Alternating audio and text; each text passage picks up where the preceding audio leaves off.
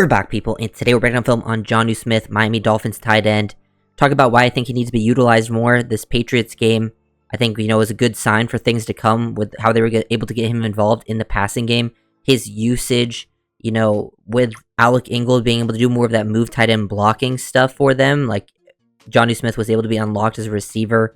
They get him out wide, like he can block on the edge, versus DBs, versus screens, do that kind of thing for you.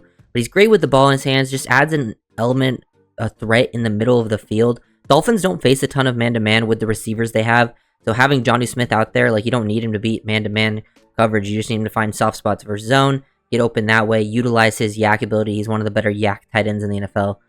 Tough to bring down, I think, adding that physicality to the offense.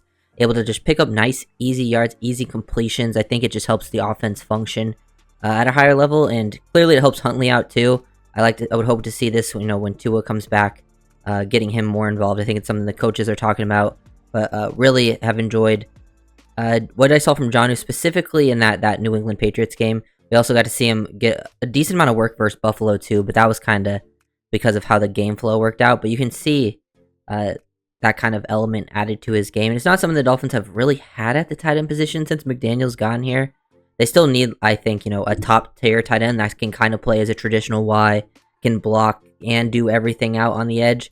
But, Jonnu's going to be the best that you got as a receiver, running routes, being a threat in that middle of the field here versus Huntley, just being such a, you can see the movement skills getting out there, working on, this quick over route, get behind the linebackers. And this is has, a little horizontal and vertical element to it with the running game, faking the play action, get the flow going, and you just hit this quick pop pass to Jonnu Smith. Boom, snap, get that ball down the field. Love this type of concept for the Dolphins offense. I think it's kind of exactly what they need with, especially with how they're able to, work Tyreek and Waddle and some other type of concepts. I think that Jonnu one specifically will work out a lot more often. Found some success in the screen game versus Buffalo. I like this this play calling here. You usually don't see this. It's the play action, so you fake behind the back. Alec Ingold is a lead blocker, and then you have Jonnu Smith go he's gonna, work as a split zone type of guy across the formation, and then that turns into a screen to the opposite side of where he was aligned pre-snap. Very impressive. He also has great contact balance, play strength to stay on his feet. That part of the element, I feel definitely helps out having a guy that can break tackles. Dolphins have a lot of guys out there that are really explosive and create big plays, and Jonnu's explosive, create big plays too, but he's a little tougher to tackle. I think having a little more physicality always is going to help. Another example of just a quick little screen with a little shovel action here. Allow him to get upfield, good feel for space, getting out, just picking extra yards up. On these situations, this is a super, second and long situation. He's able to turn this into something third and manageable, 3rd and 3, 3rd and 4. Also, just getting him lined up out, as a wide receiver playing in the slot, gets a safety linebacker hybrid matched up on him, one-on-one, just runs the quick out, get the ball out him with timing. They're supposed to switch here. This guy's late to see it. Just allows him to get the ball in stride, get upfield, yak. Very important part of his game. Also, just soft spots, zone, over the middle. Something the Dolphins don't really have, and with their other tight ends, they're not really the, Julian Hill can catch the ball and breaks him. He'll be tough to bring down, but he's not the most natural receiver. Durham Smythe is, very below average in pretty much every receiving part of the game. So having someone like Jonnu is a big help, and I think he was a nice little added thing that the Dolphins had in the New England game, which was the game with since Tua's been out, since week 1 basically, was the one where they moved the ball the most consistently down the field. They still were struggling to finish. There were some special teams problems too, but nice to see that part added. Then you have Jonnu chipping here at the line. You don't have to play him as a traditional tight end. Obviously, you're going to come out in your 21s, your 12 personnels. You have other people that can kind of do the other tight end blocking type stuff you want. Very interesting concept here with how I've never seen them do it like this. They basically, I actually just noticed this concept for the first time. This is not why I showed this play, but this is actually interesting. They motion Julian Hill across and then into the bubble. Usually they have the running back leak out, and then they have him as the lead blocker on the swing.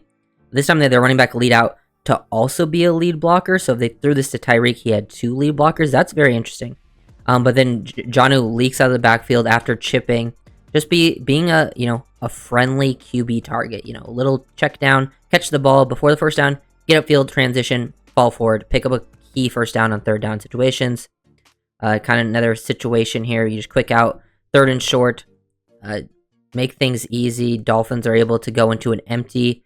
He's the second receiver here. It means you're going to get him lined up on a linebacker a lot of time.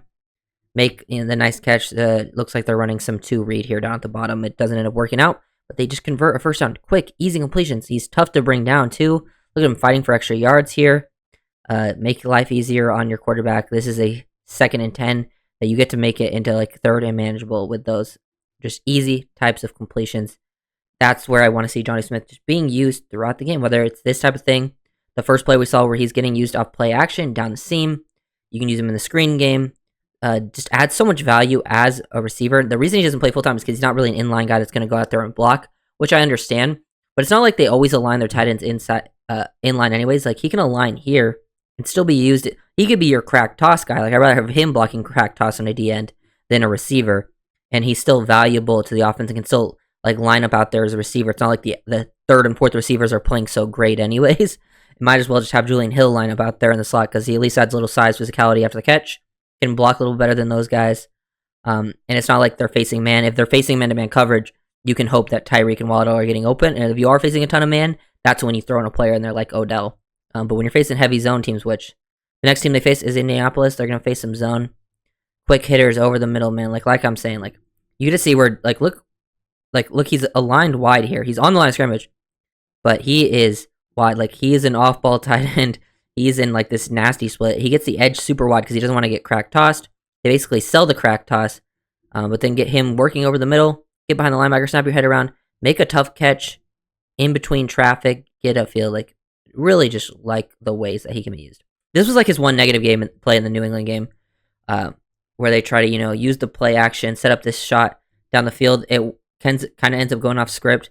Jonnu should probably float back here a little bit too, because I guess he doesn't know how close this guy could have drove on him behind. But he should have floated a little bit to get even farther away from the one defender he knows where he is. But then the ball does come in his direction, and he just doesn't hang on to it. So got to make that catch for sure.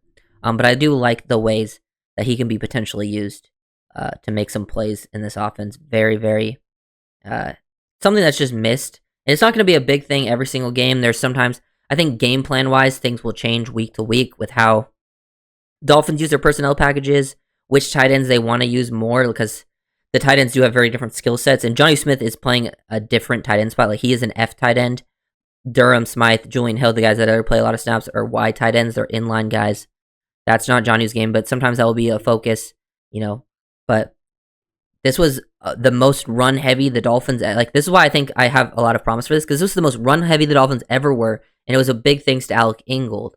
But even with how run-heavy they were, ran the ball basically 40 times, and used Ingold so much, it was Jonnu Smith's best game from a receiving standpoint. So I think that's pretty nice that you can still have great running success, use, more of that 21 personnel, but still have Jonnu Smith being involved and being a key part of the offense. So that gives me hope for, like, his utilization the rest of the season. Especially, I think if you beat Indianapolis and then you get Tua back, the Dolphins are kind of right back in this thing. They're not his top team. They've been struggling, don't get me wrong, but, like, things can change fast in the NFL. That's all I'm saying. It's not completely over yet, even though I know some people have given up, which is fair. It's definitely been a struggle of the season, but they're coming off a win.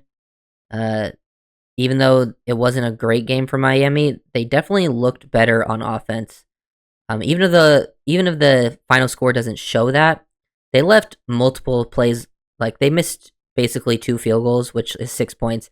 And they also had that snap that went over the quarterback's head, which if you convert that, even if you don't convert it, you're in field goal range. That could have been another field goal attempt. And potentially some touchdowns. They also missed on some touchdowns. So they were at least moving the ball in this game, which I think is the biggest sign of, like, hey, they can actually finally score some points. Because usually when they got to midfield, they would absolutely be dreadful in all the other games. So excited to see Jonnu Smith for the rest of the season.